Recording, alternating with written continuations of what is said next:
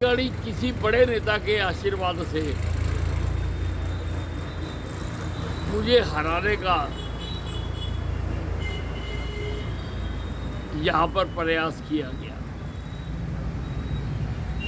और यहाँ तक कि मुझे मरवाने का भी प्रयास किया गया, पर अब उन पर कार्रवाई ना करने से मुझे विश्वास हो गया।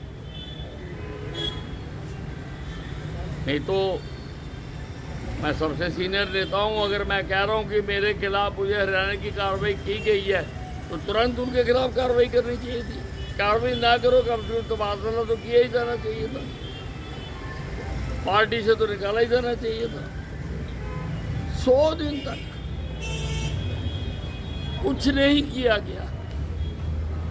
अब तो करे ना करे मुझे कोई फर्क नहीं पड़ता, अब करे ना करे मुझे कोई फर्क नहीं पड़ता। हमारे मुख्यमंत्री जी उड़न खटोले से नीचे नहीं उतर। जिस दिन से मुख्यमंत्री जी बने हैं वो उड़न खटोले पे ही है, नीचे उतरे तो जनता के दुख दर्द सुने। और ये मेरी आवाज़ नहीं है, ये सारे एमएलए और सारे एमपीओ और सारे मंत्रियों की आवाज़ है। हरियाणा के ऊर्जा परिवहन एवं श्रम मंत्री श्री अनिल विज ने कहा कि नायब सैनी जब से मुख्यमंत्री बने हैं तब से उड़न खटोले पर हैं। ये सिर्फ उनकी नहीं बल्कि सभी विधायकों और मंत्रियों की आवाज है। विज बोले, चुनाव के दौरान उन्हें किसी बड़े नेता ने हराने की कोशिश की और उन पर हमला हुआ। आज 100 से ज्यादा दिन बीत चुके हैं लेकिन कोई कार्रवाई नहीं हुई।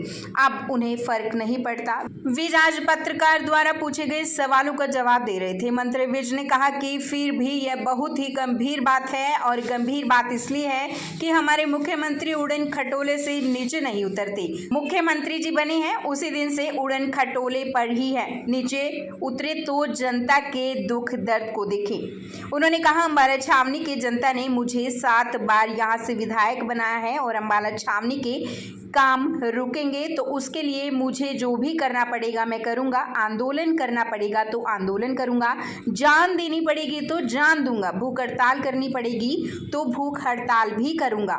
उन्होंने कहा कि मैंने 7वीं बार चुनाव जीतने के 1 सप्ताह के भीतर सार्वजनिक मंच से उनकी बात कही थी। इसके बाद मैंने विभिन्न अधिकारियों को लिखकर भी दिया है, लेकिन 100 दिन बीत गए, न मुझसे पूछा गया और ना ही उनके खिलाफ कार्रवाई की गई। देखिए, वो मैंने अम्बाला छावनी की बात की। अम्बाला छावनी की जनता ने मुझे 7 बार यहाँ से विधायक बनाया। अम्बाला छावनी के अगर काम रुकेंगे तो उसके लिए मुझे जो भी करना पड़ेगा करूँगा, आंदोलन करना पड़ेगा आंदोलन भी करूँगा, जान देनी पड़ेगी जान दूंगा, भूख हड़ताल करनी पड़ेगी भूख हड़ताल भी करूँगा।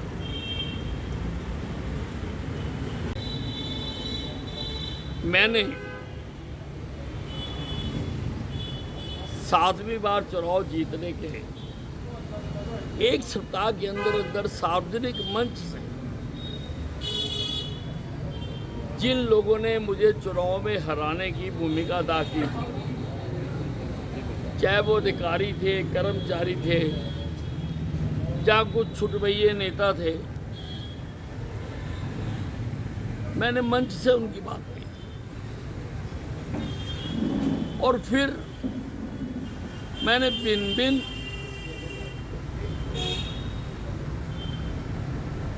अधिकारियों को लिख के भी दिया। 100 दिन बीत गए, ना तो मेरे से पूछा गया और ना उनके खिलाफ कोई कार्रवाई।